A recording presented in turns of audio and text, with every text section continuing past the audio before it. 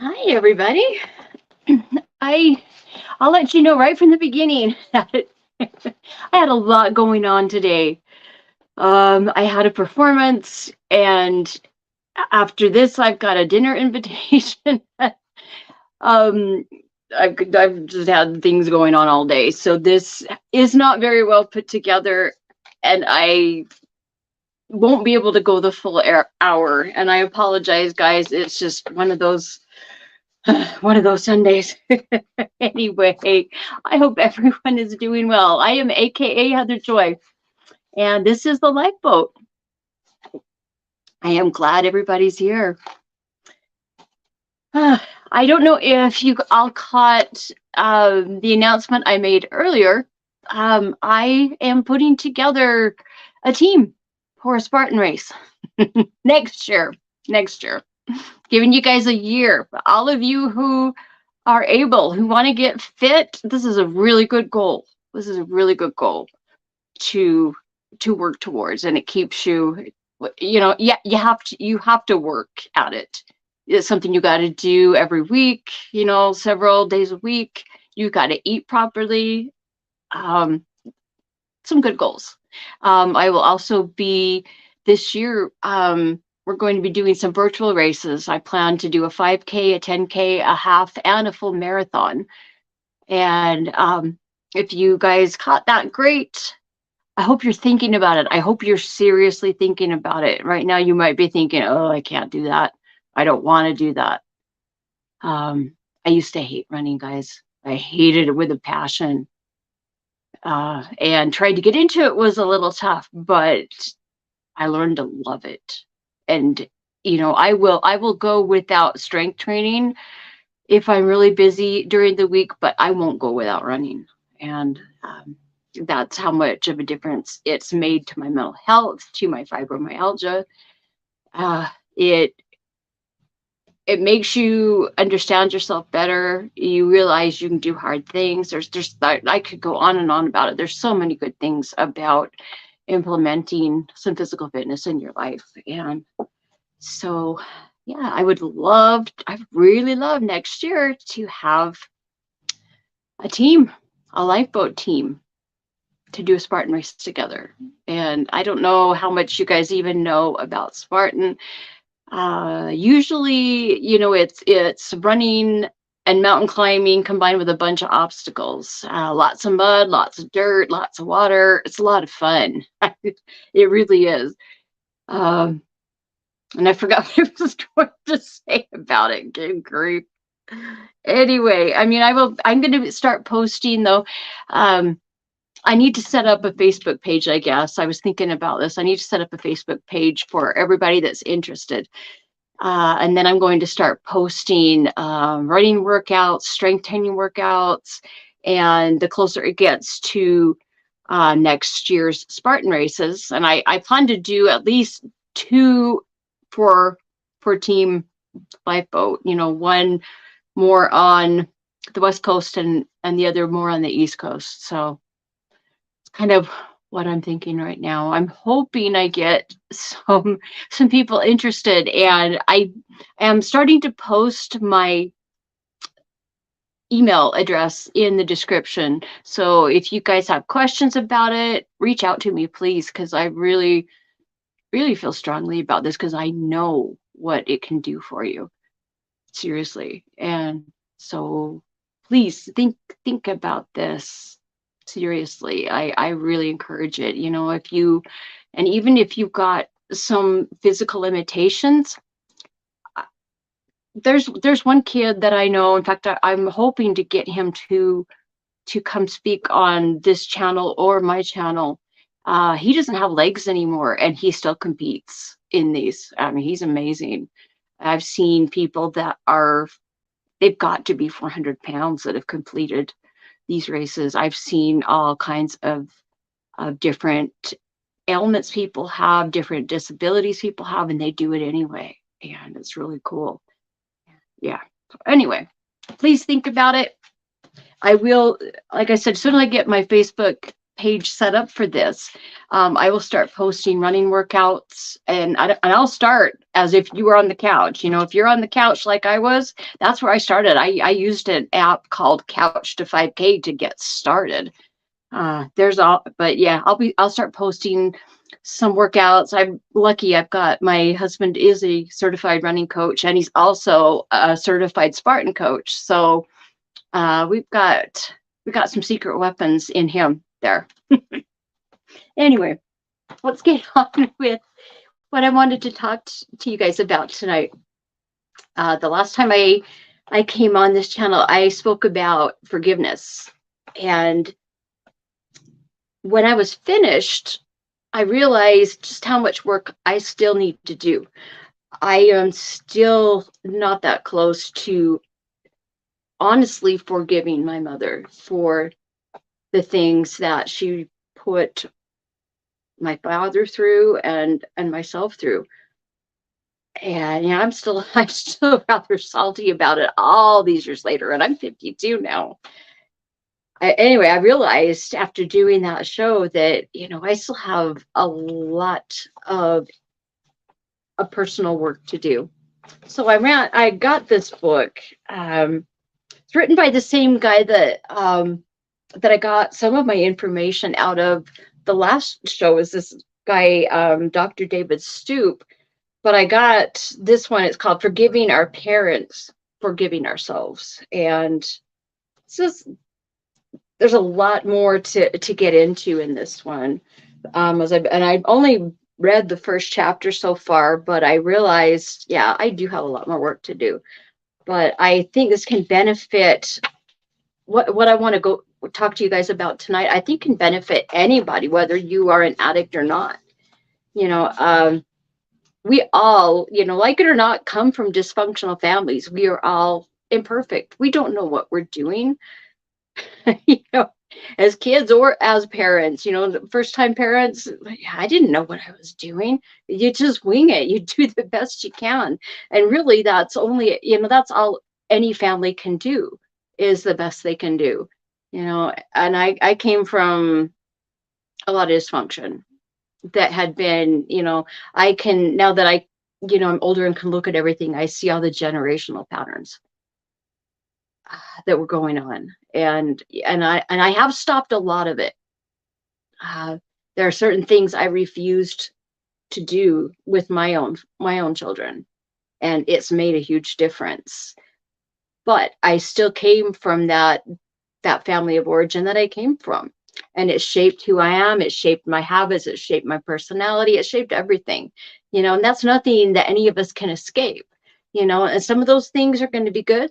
Some of those things aren't going to be so good, but I am positive that with every addict, there is a deep core reason behind why you are an addict, why you feel the need to mask certain feelings, why you refuse to look at certain things. And a lot of people don't even know what the reason is, but I'm convinced that there's a reason for everybody, whether you realize it or not. I mean, my own husband is going through all kinds of things right now because of childhood trauma that happened in his family growing up. His sisters remember, can think, can recollect all of it, and he didn't even realize that this stuff had gone on in his home until last year when he was talking with them. And they brought up a bunch of different incidents that he has no memory of. But I can see how they affect him just the same.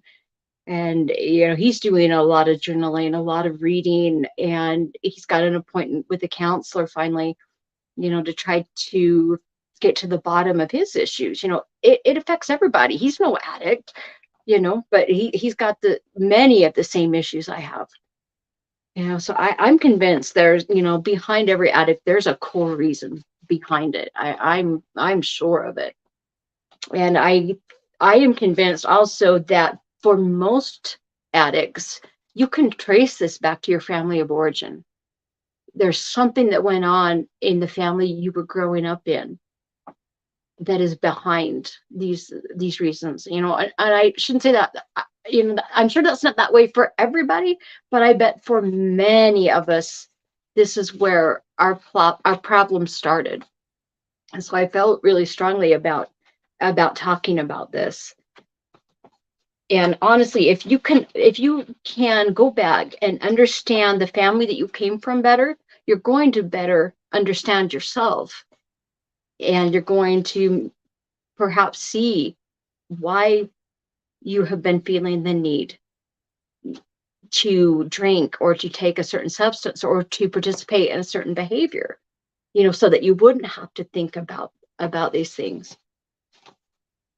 And the house I grew up in, I saw all kinds of chaos, and it was because of the chaos that had gone on in my mother's house, the family that she grew up in, and I can start to, just from the things that I've heard from other family and the things that I've been able to observe, I can see how it was passed down from generation to generation. My mother was a mess, and and I won't go into what it was that happened to her, the big one that happened to her, but I guarantee you, if you knew what I know, you'd understand that, okay, yeah, that would mess anybody up.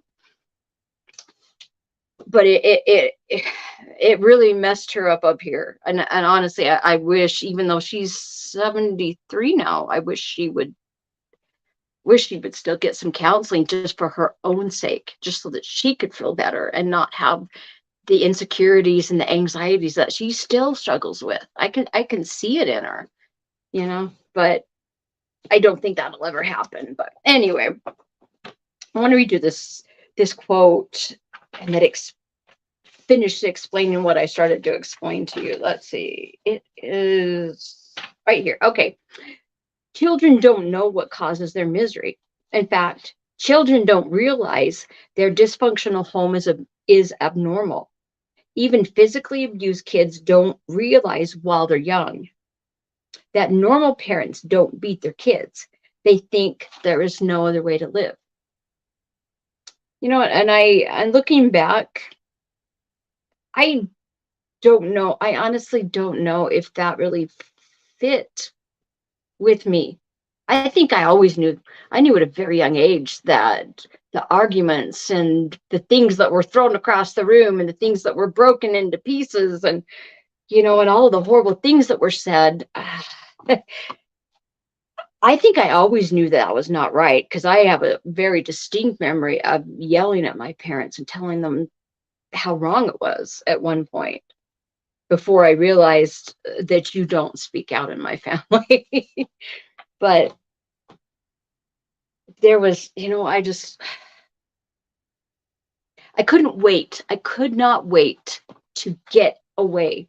I never felt in my family like it was okay to express my opinions, or how I saw, how I saw things, or how maybe I wanted things. I was always told what to do and what to think, and there was no room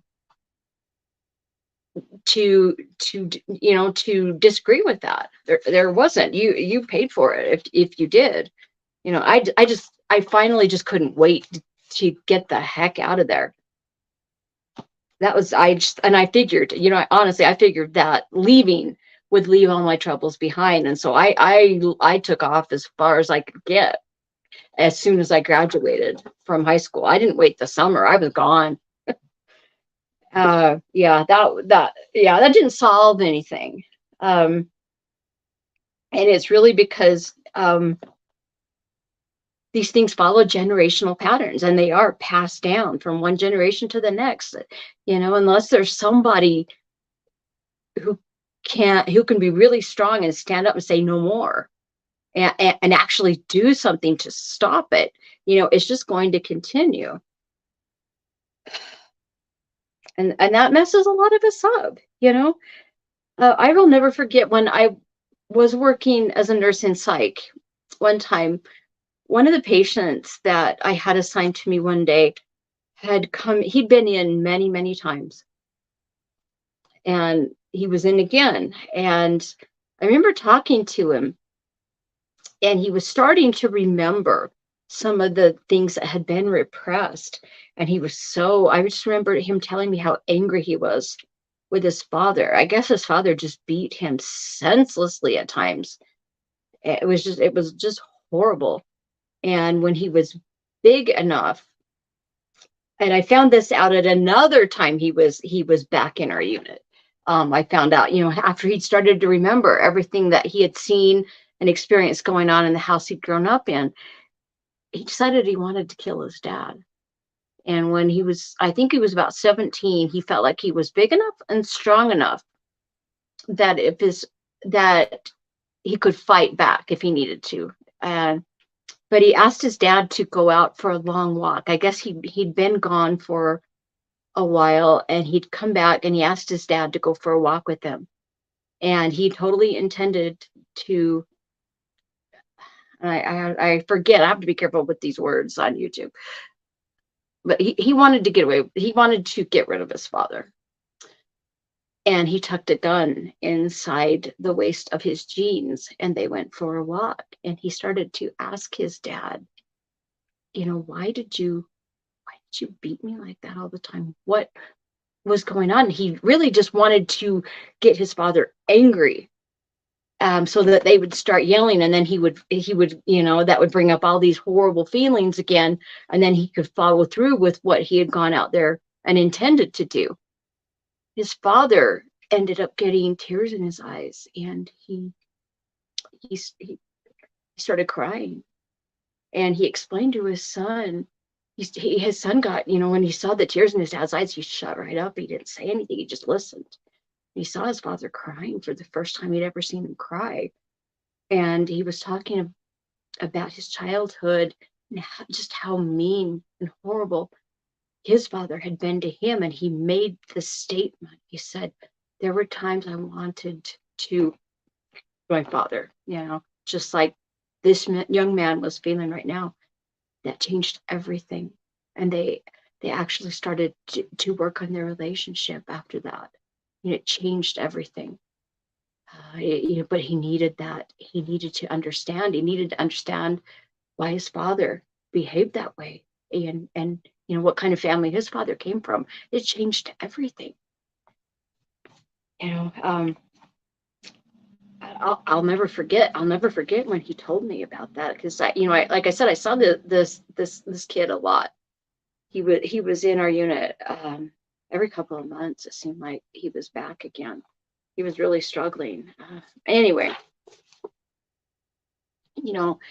just because the family that you grow up in, just because the dysfunction and the things that went on in your house, just because they might not have been as extreme as, extreme physical abuse or sexual abuse or mental abuse, just because it might not, be as in your face as some types of abuse can be, doesn't mean that it was any less real or that it affected you any less.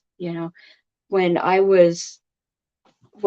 after I left home, I had a horrible eating disorder at the time, and it just got worse when I left home. So when I was seeking help for that, sorry, I have to think a minute. Where was I? There was a reason I was going to tell you that. I have to think a minute. Where was I going? Oh yes, I remember. Okay, just everybody else that when I went to an eating disorder center. First one that was ever that they ever what's the word? Not founded, but it was the first one in Utah though, that was like a residential place where you could go, and I was there for a while. All of the other young women that were there when I was there all had experienced sexual abuse from one family member or another. And that wasn't my case. My case was the reason that I was, so messed up and needed some form of control, which I chose to, at that time I was using, well, I was keeping myself from food, as a form of control. All these other girls were there for that same reason, but it was because of sexual abuse. Me, it was just, the little what I had been through at home, and it didn't seem anywhere near as bad as what these girls had been through. And so I made a really bad decision. I lied about what had happened to me, and I said, "Oh yeah, that happened to me too," um, because I just felt like there's no way I should be this messed up coming from the family I came from, compared to everyone else in there. And later on, I figured out, wait, that was really stupid, and I came clean and got all of that straightened out. But I can see why, what I realized at that time was there was something about me maybe that was a little different, that's something that wasn't as extreme, that it affected all these other girls that I was with. you know Maybe there was something about me that caused just something that went on in my family that wasn't that bad to affect me just as deeply, where I was just as troubled and had just as many issues. And I figured out later on that I'm an HSP, highly sensitive person, and it's not just dysfunction that affects me. I mean, smells, sounds, too much light, too much, everything affects me. It's just the way I am. And now I understand why I was so deeply affected, and why none of my other siblings had the issues that I have, even though they experienced a lot of the same stuff. Anyway, like I was saying, it's no less real, and I know there are a lot of people in the lifeboat that have experienced some very extreme forms of abuse, which is just awful, and I hope we can all heal from whatever it is we are trying to heal from, because honestly, our addictions are just a symptom of a much deeper problem that needs to be taken care of before it's going to get better. Uh, you know, I remember too, when I was working in psych, I was surprised at the number of people who didn't have family in their lives any longer. Whatever they had been through in their homes growing up had been so extreme to them that they like I did, just got the heck out, and didn't want anything to do with their family of origin anymore. And for a long time, that's how I felt. I was so angry and so confused and messed up. I did not want anything to do with the family I'd come from. And, what's really funny is I live about 12, 13 miles south of where I grew up now. The farm where I grew up is not that far away. I never thought I would live here again, let alone be happy here. And I am, which tells me I have made a lot of progress, and there have been a lot of things I have been able to find solutions to. Just not everything yet. I'm working on it. But anyway, when I was working as a nurse, like I said, I was always surprised at so many patients did not have family at all. They had no support, and they would get as far away from their family as they possibly could, and yet it was the family issues that were causing them so many problems. And I thought that was really unfortunate, because like, try as I did, I could never escape my family, nor could I give up the longing for the love and affection that I wanted when I was home. That it really affected me deeply. What I did was just basically take my baggage with me when I left. I still had all the problems, all the issues, and honestly, you can't just walk away and pretend that what went on in your family didn't happen. You can't pretend that. It's affected you too deeply, but why? And like I said, everybody has a dysfunctional family in some form or another. because we're all imperfect, and it's really true. Um, and what I saw too with the patients I took care of was the ones that, really had major dysfunction in their homes went through a grieving process. At some point in their life, they really had to grieve what they didn't get, growing up. And it really did draw them back, even if they didn't want it to. And it's certainly what I found with my family, like, I did not want anything to do with them any longer. And I didn't think I'd ever speak to my mother again. You know what? She lives just down the street from me. I drive by her every time I go to the grocery store. I have to drive by her house. And you know, when I first moved back here, good grief, it's been almost 19 years ago now. I would drive by her house, and it was kind of a bittersweet, but mostly bitter feeling I would get. But now when I drive by her house, she's getting older, and I understand the issues and the things she's been through. I have more pity in my heart and concern and love for her than I do anything else. That has taken a long time. But why do our families exert such a pull on us? Why does it tug at our very core? Well, think about it. What is it?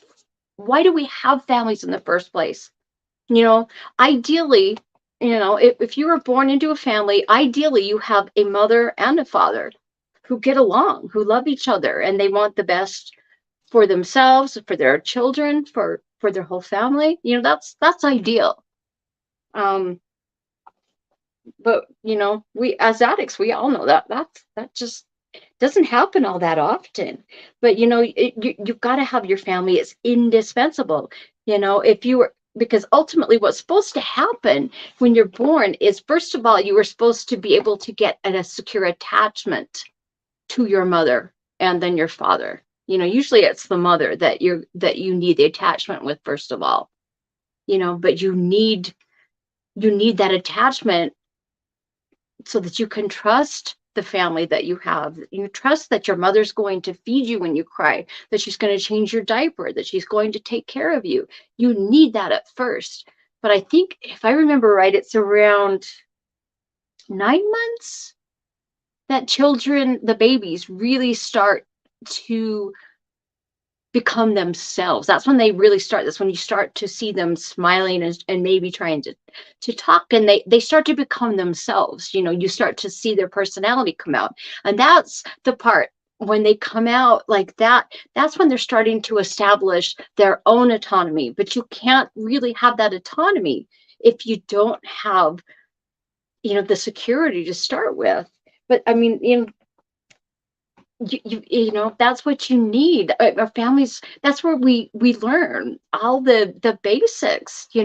That's how you learn to socialize, how you learn to speak with one another, how you learn to treat one another, or at least you learn how your family treats one another. But that's where you learn all these very, very basic things.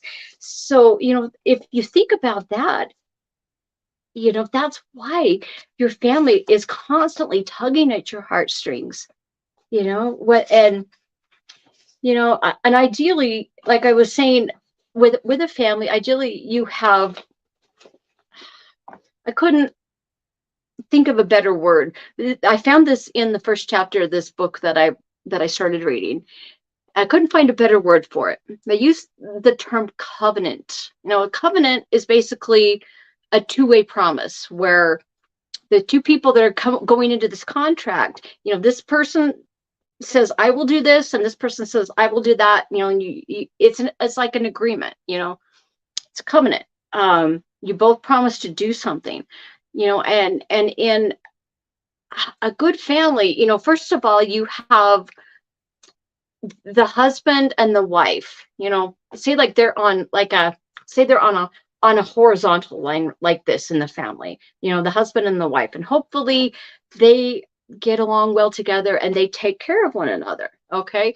Now, that gives you that starts out with, that's a really good base if you can start there. But then when the children start to come along, then you've got an intersecting line in this family. And what do I mean by that? By, let's say the parents, you got this line going down vertically, and the children here, you've got to have a covenant this way too, where the parents agree to take care of the kids, and that hopefully the kids agree to do their best to do what they are asked to do in the family, and that's you. But those two intersect, and with that intersection can come all kinds of issues. It just depends on the family, it depends on the parents to start with and what issues they have. But it can be a tricky thing sometimes. But I want you to think about being in a family as it really should be a covenant situation where one person promises to do something and the other person promises to do something, and when you both fulfill those promises, and that you have a great family, you have a great situation, and that's what you want to do. But starting out, as babies, we're so needy when we're babies, and there's so much attention that we need. And, sometimes in those family relationships, you can even become too close, and that can create issues as well. And, we've all seen people in our lives where we look and we think, yeah, those apron strings need to be cut a little bit, just a little bit.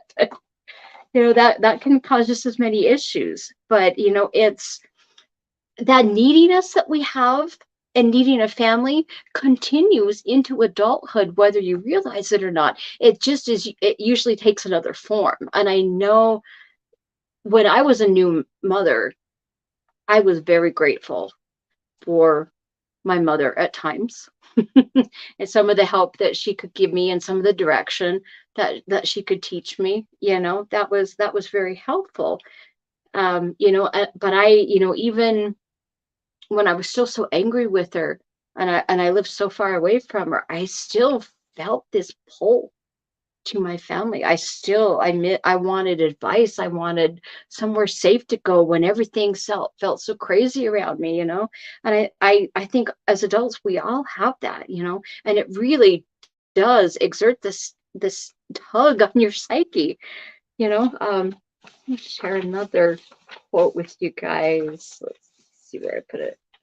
Okay. Many of us left home defiantly vowing, I'll never do it like my parents. Unfortunately, we are what we learn. And eventually, somehow, our parents manage to take up residence inside us. Only later, as adults, do we discover that we never truly left home.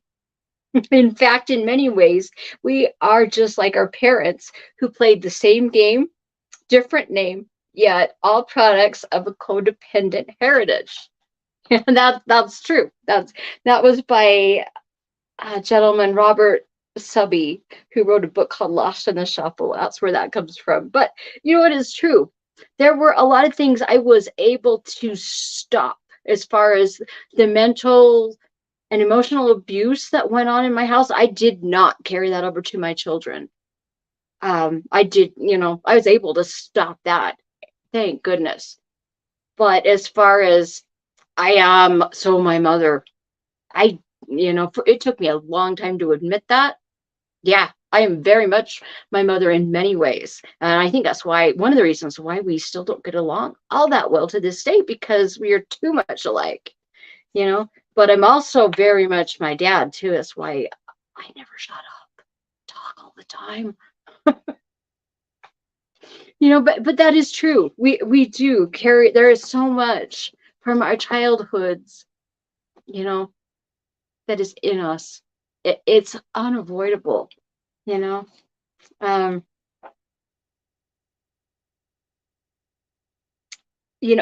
one thing that I always struggled with, and I still struggle with this to this day. So with my own mother, she knew that the way that she treated me, the way that she treated my dad, my goodness, she knew those weren't right. Surely she knew those were wrong, and that behavior just tore people down. She did it anyway, you know. And I know she did it because it was how she was treated. But this is where I struggle, because I don't understand. If you know what it feels like, how can you do it to the next generation? You know?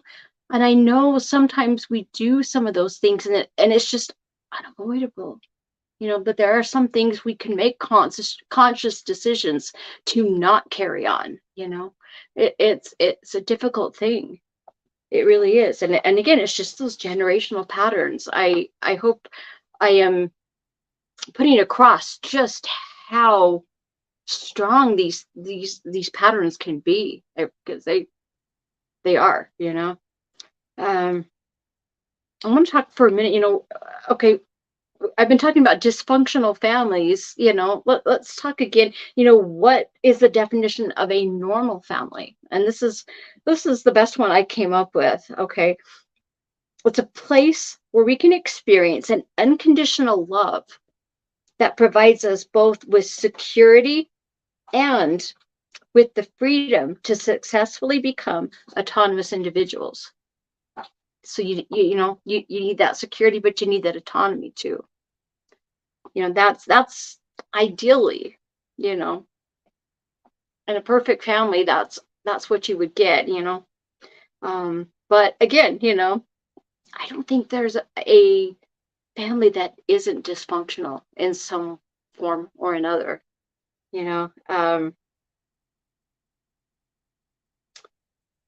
Let's see. Sorry, I'm just looking over my notes here. I'm making sure I'm not missing anything.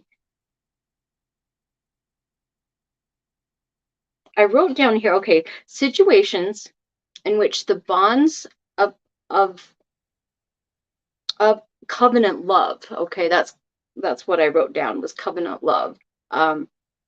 Meaning, that two-way promise that you need in families. Okay, especially between parents and children. Okay, this, okay, oh, I see what I wrote down. Okay, the definition, was my definition of a dysfunctional family. Okay, these are situations in which the bonds of covenant love, especially between parents and children, have been strained or broken. And I know for so many of us addicts, that's the reality of the family we came from.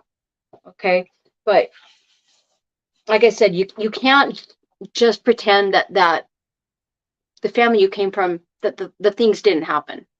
That doesn't work. If you want to be free from the bondage that that abuse in all its different forms has on people, running away is not the answer. The answer is to face it head on. And for the longest time, guys, I ran from it.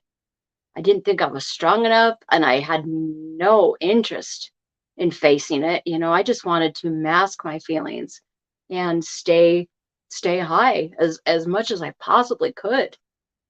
But it didn't solve anything. It just created so many more problems.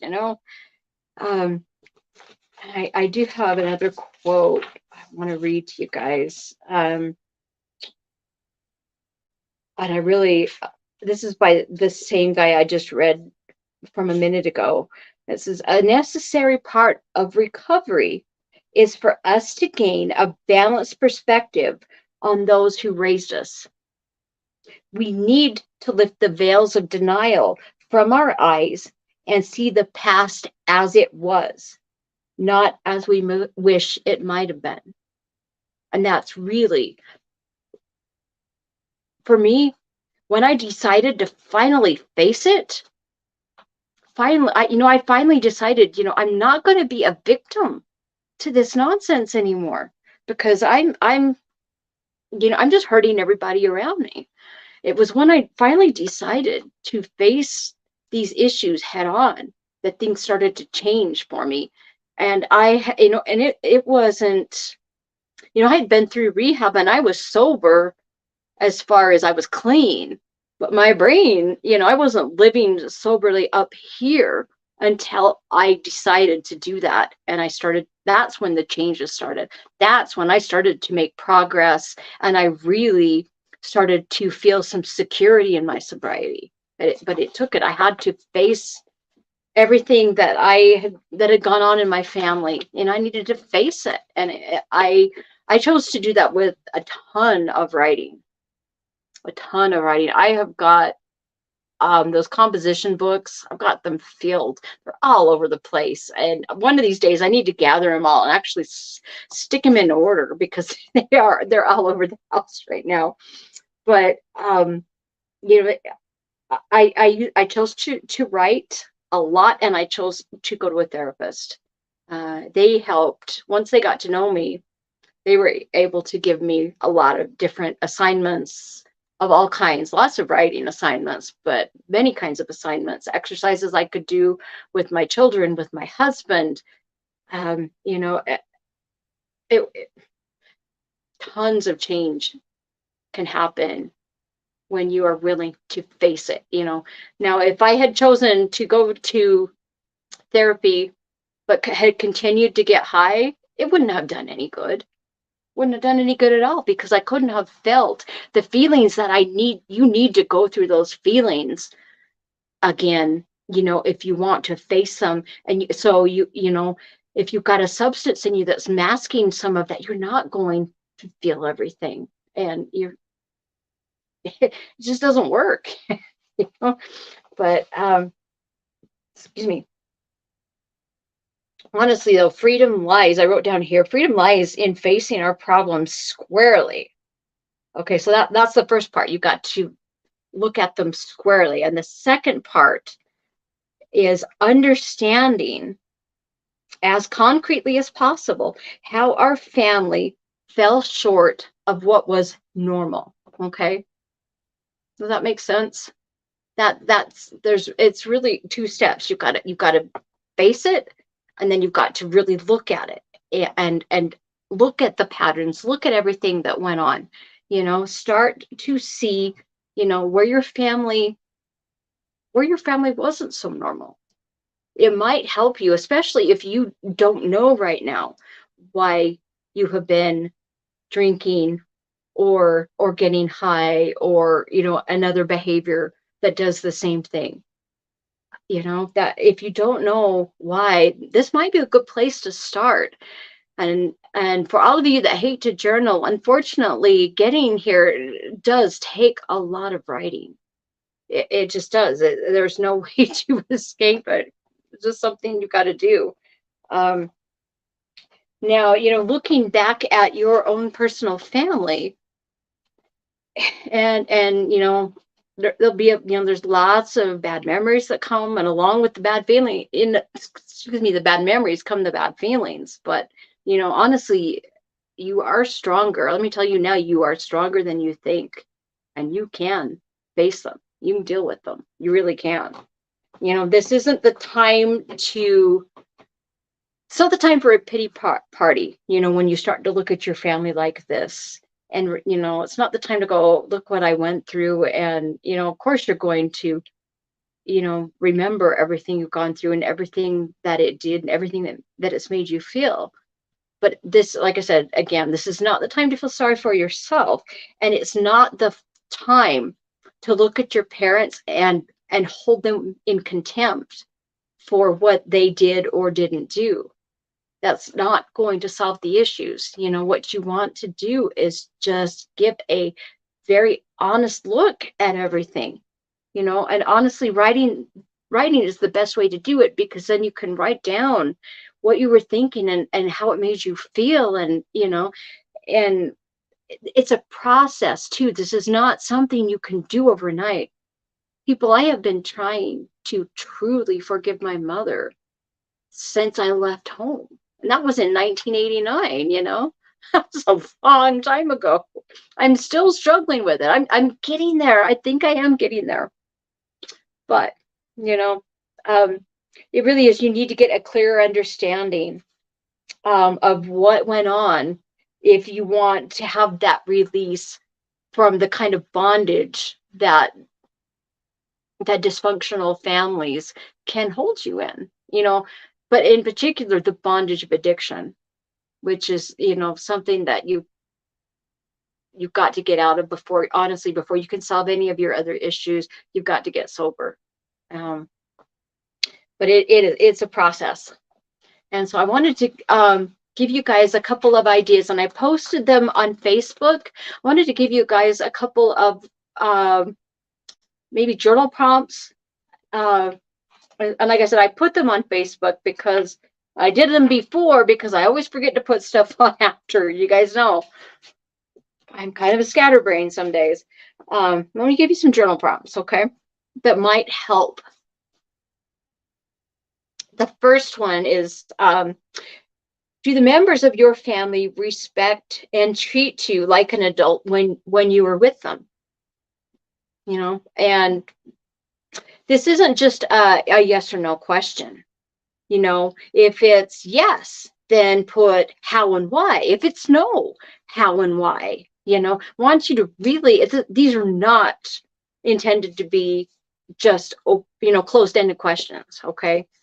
This is just helping you to get started with some journaling that might uncover some things that you need to know about yourself and your family. The second one, is there a family member who seems to have control over everyone else in the family? And I could, that's like, there's one sibling in my family I can say that of. But it was mostly their personality. But anyway, but it all ties in. So I want you to really think about that. And again, not just a yes or no, but who and how and why, and how does it make you feel? I mean, really think about it. The third one is, was it okay for you to express your feelings and opinions as a child?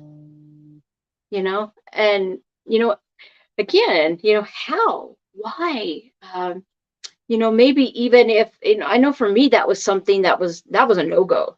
The family I grew up in, I was always shamed for admitting what I was thinking, or an opinion on something. So I learned very quickly not to.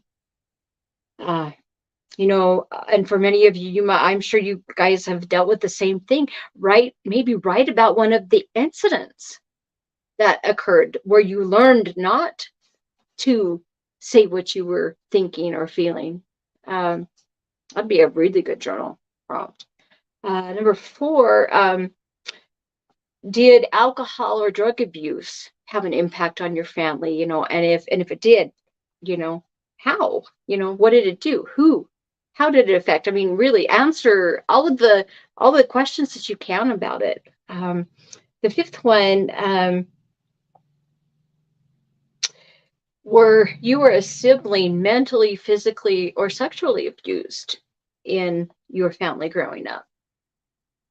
And again, this is not a yes or no question. And number 6, did I add these in? Let's see. Did I add that? I don't remember putting this one on. I don't remember. So let's see. What childhood memories do you carry that still bother you today? That one can uncover a lot right there. Seriously. And I told you, I've got stacks of composition books. This is the stuff I was writing about. All the different bad memories and, things I remember occurring. I wrote all about them. The last one is, what impact has growing up in a dysfunctional family had on your life? And as addicts, there's all kinds of things we can write about that one. But guys, I'm starving. I have a dinner invitation, so I am going to leave. But I did, like I said, I posted those journal prompts over on Facebook. If you want, if you want to go and find them, but I would really encourage you guys to to give a good look at the family you came from, because it can really uncover a lot. And, the better you understand your family, the better you understand yourself. And when you understand yourself better, you're going to know how to do sobriety better for you. Hope that makes sense. But anyway, love you guys. I really do. I pray for every single one of you, night and day. Very grateful for this vote. And I will see you guys again. Tuesday morning, I think. So we will see you guys again soon.